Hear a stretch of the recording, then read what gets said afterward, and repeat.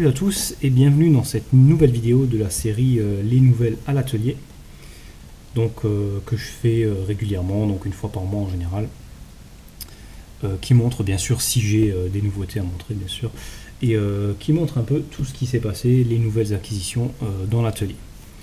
Donc c'est les acquisitions donc à chaque fois du mois passé, et donc là j'en ai eu pas mal, des petites choses qui sont un peu accumulés, qui datent déjà depuis un petit moment, que j'ai pas reçu tout de suite, qui ont un peu traîné. Donc il y a pas mal de choses qui sont venues et qui sont faites le mois dernier.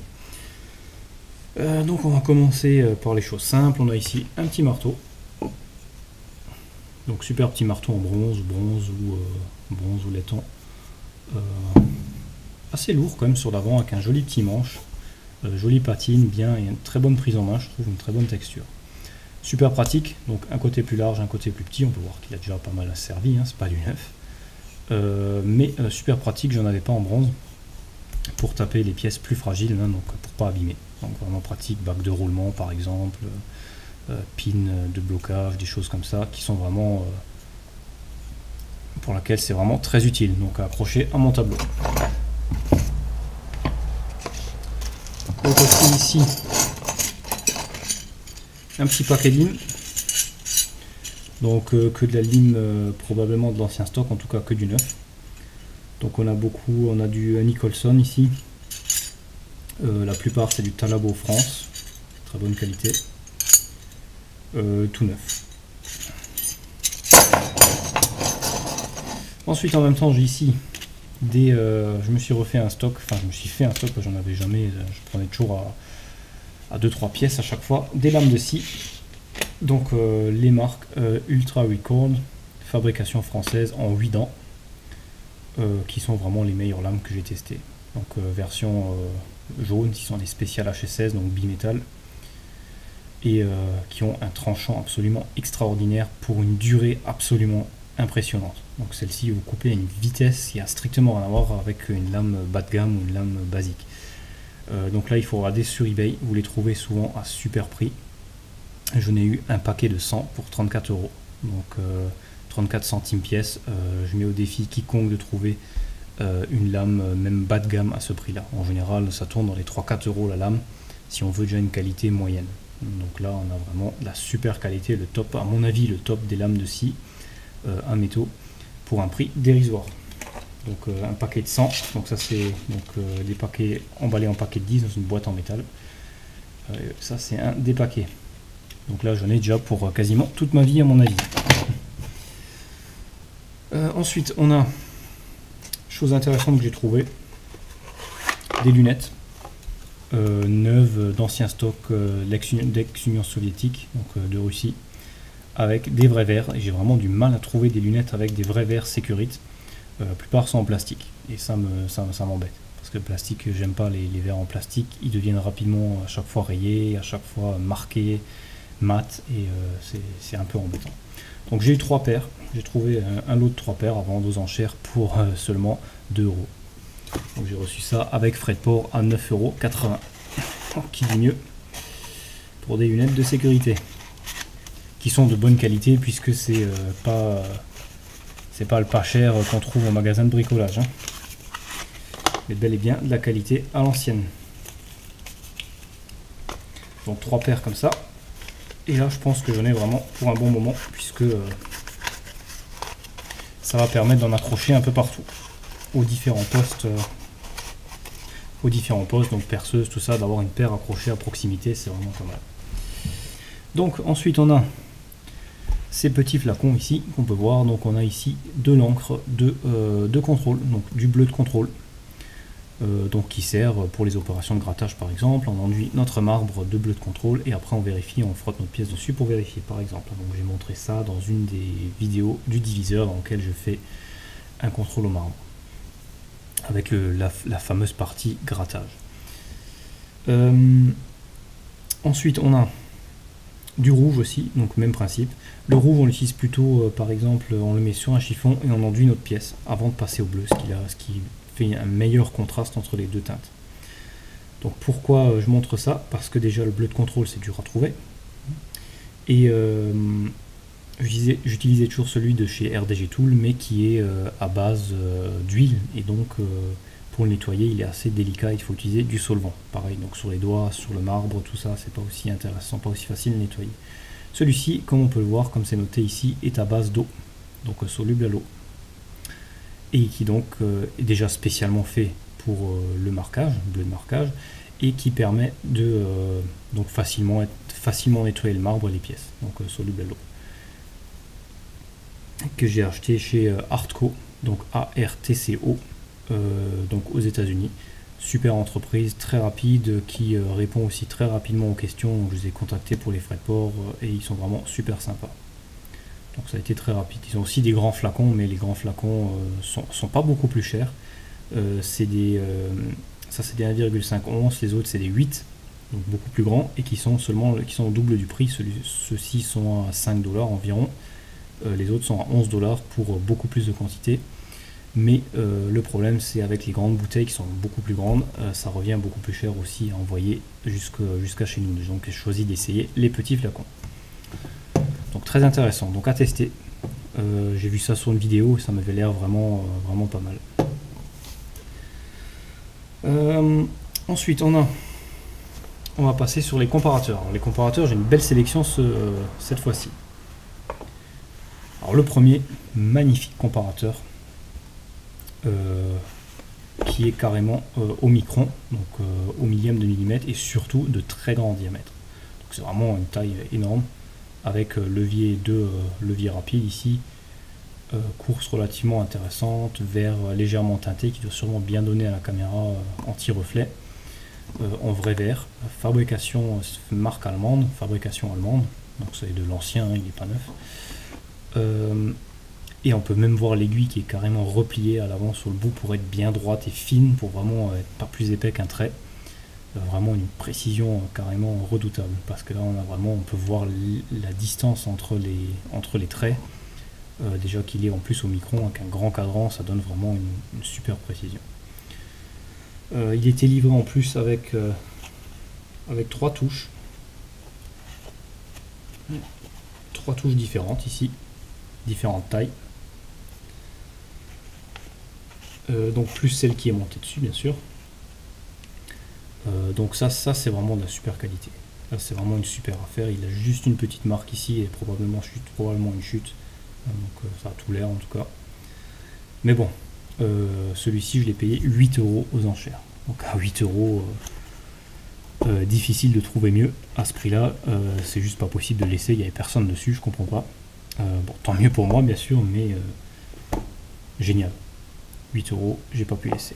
En plus d'une qualité exceptionnelle, hein, donc on trouvera jamais à ce prix-là un comparateur, même bas de gamme, on trouvera pas à ce prix-là. Ensuite, j'ai aussi donc dans la série comparateur le petit Starrett à levier. Alors les Starrett sont assez compliqués à trouver en métrique, c'est une marque américaine et qui la plupart du temps est en pouces. Celui-ci est au centième. Et de super qualité, très fluide, très doux. Cadran pareil, très bien. À levier droit avec sa bague, sa tige d'adaptation ici pour les différentes queues d'aronde qu'on a là, parce que j'en avais pas avec le seul que j'utilise d'habitude, c'est un Mitutoyo, mais qui est à une résolution de 2 microns. Les autres que j'ai, donc j'en ai un que j'utilise qui est en version latérale, donc à levier mais latéral, qui est très bien. Et celui que j'ai au centième n'a pas de tige de grosse taille, donc c'est chiant, je peux pas le mettre dans mon bras articulé. Alors que celui-ci, c'est parfait dans sa boîte, tout ça. Et dans la série Starrett, on a ici le 25-441J, qui est une référence encore vendue aujourd'hui, qui est d'ailleurs à plus de 100 $ en neuf, et celui-ci est comme neuf. Donc c'est un comparateur, celui-ci en pouces, puisque je n'en avais pas en pouces, je dis que ce serait bien d'en avoir un dans ma collection, puisque j'utilise beaucoup le pouce comme unité, étant donné que j'ai pas mal de, donc le moteur version Tractopelle John Deere par exemple, tout est en pouce, donc c'est pratique, j'en avais pas, mis à part celui, le digital, qui est convertible en pouce, qui est aussi un Starrett d'ailleurs. Très bonne qualité, très fluide, j'aime bien le mouvement de l'axe qui est assez doux, qui est bien, j'aime bien. Petit blocage aussi ici, donc blocage du cadran. Le cristal étant vrai vert, c'est pas du plastique. La partie arrière qui peut être fixée sur divers montages. Et surtout ce qui m'a fait l'acheter, hein, comme vous pouvez bien vous en douter, c'est le prix. Donc celui-ci je l'ai payé 5,30 €. Donc voilà. Donc là tout est dit je pense. Hein, alors qu'il est en plus, il était vendu comme neuf. Hein, donc il a l'air, en tout cas il a l'air tout neuf. Qu'est-ce que j'ai d'autre?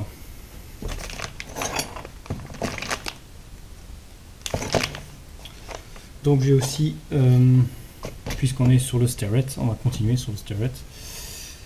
J'ai ici un super micromètre d'intérieur complet. Donc très très belle pièce qui va de 200 mm à 900 mm. Donc 90 cm, ça fait une sacrée dimension possible avec la combinaison des différentes touches. Pareil, en plus en métrique. Donc là aussi très très difficile à trouver en métrique. Super qualité, hein, c'est vraiment top. Je l'ai complètement démonté, passé aux ultrasons, huilé, tout ça, réglé, ajusté, tout ce qu'il faut. Et là il est vraiment comme neuf. Le tambour ici était complètement grippé, impossible à le bouger. Quand je l'ai reçu, il a fallu vraiment, et j'ai vraiment galéré pour l'ouvrir puisque je voulais pas endommager quoi que ce soit, je voulais pas y aller à la pince, quoi que ce soit. Donc j'y suis allé avec des cales en bois dans les taux, tout ça. C'était vraiment très très délicat à le débloquer.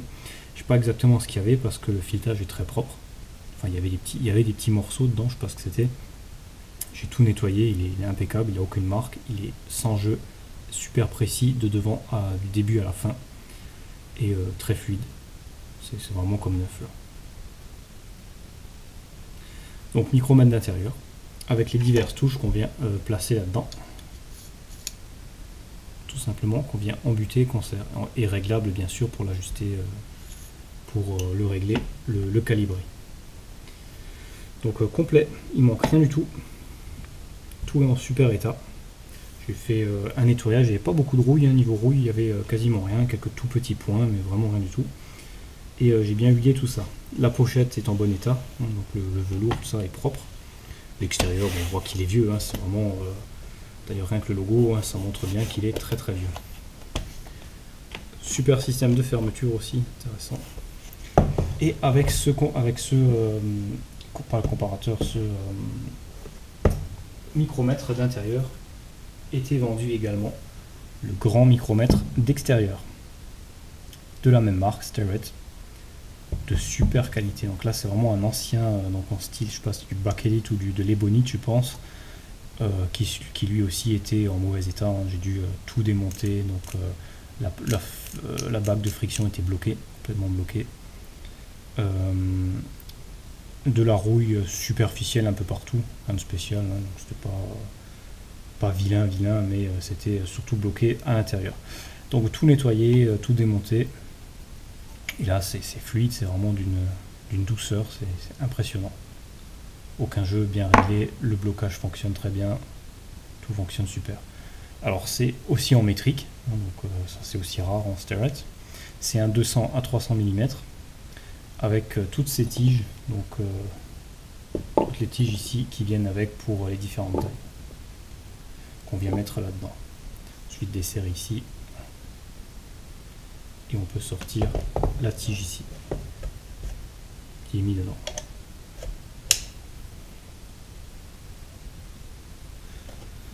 Donc ça c'était avec le micromètre d'intérieur, donc tout ensemble. Donc celui-ci n'a plus sa pochette, c'est dommage, mais bon, on va pas se plaindre. Sous de la récup pour des prix très bas. Donc il est propre et complet maintenant, donc c'est parfait.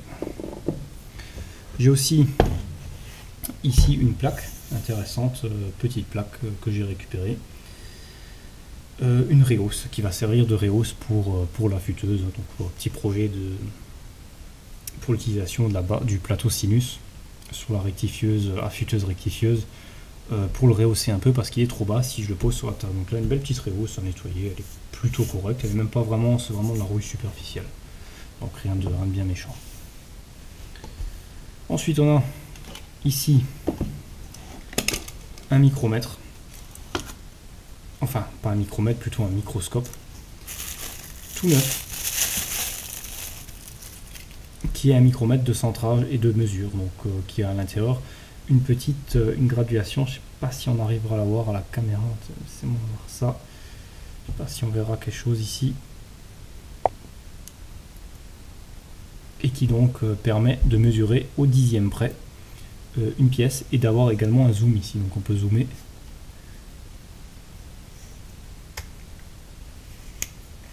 On peut zoomer, dézoomer avec ici donc lentille 7 fois. Au total, je crois qu'on arrive à 40 fois, quelque chose comme ça. Et qui permet une graduation très très précise. Et je l'ai surtout pris déjà, c'était aussi à des prix dérisoires. Et c'est de l'ancien, c'est du neuf, mais de l'ancien stock, de l'ex-Union soviétique aussi. On trouve vraiment des super prix sur ce matériel-là, qui est de super qualité en plus. Et qui va servir, je pense, à fabriquer un centreur. Donc un centreur optique pour pour la fraise ou tout autre système. Donc à voir, très intéressant. Peut-être un futur projet.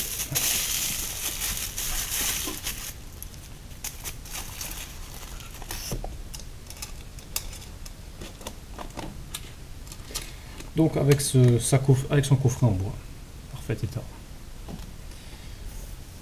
Ensuite j'ai aussi une nouvelle huile de coupe ici, à tester, paraît intéressant. Donc c'est spécial pour les coupes difficiles, hein, donc tout ce qui est inox, tout ça, et je l'ai essayé une fois sur l'acier déjà, vraiment super, résultat impressionnant.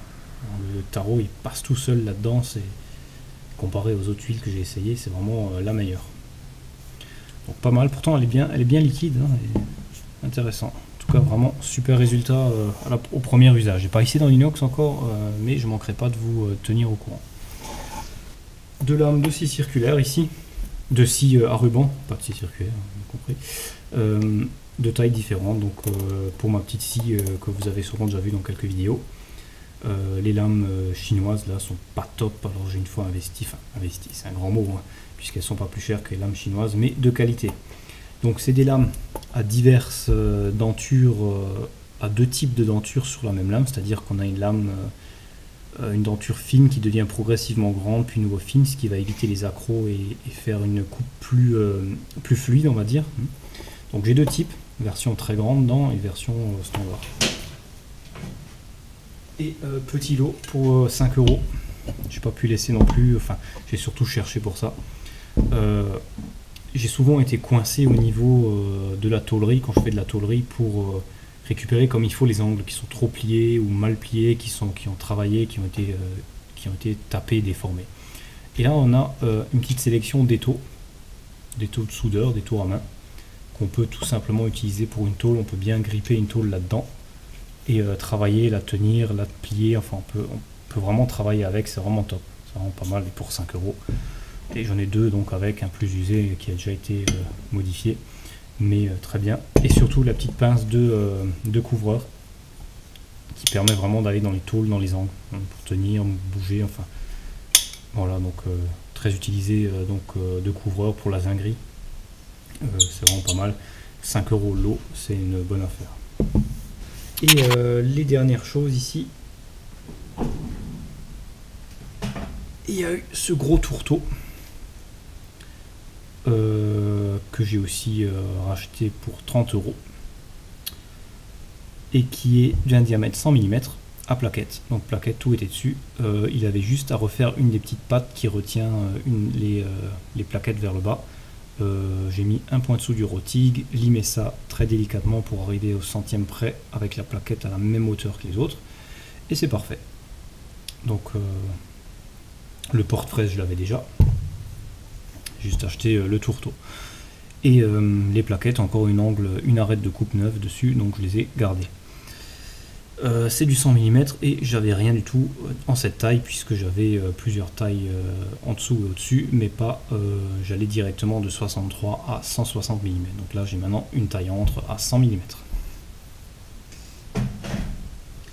Et dans la série fraises, j'ai également racheté ces fraises là, puisque j'avais déjà les plaquettes dans mon stock de plaquettes. J'ai enfin trouvé des fraises des portes plaquettes, donc des fraises porte plaquettes qui sont utilisables avec mes plaquettes. Donc un à 3 plaquettes et un à 2 plaquettes, donc je crois que c'est quasiment les mêmes tailles.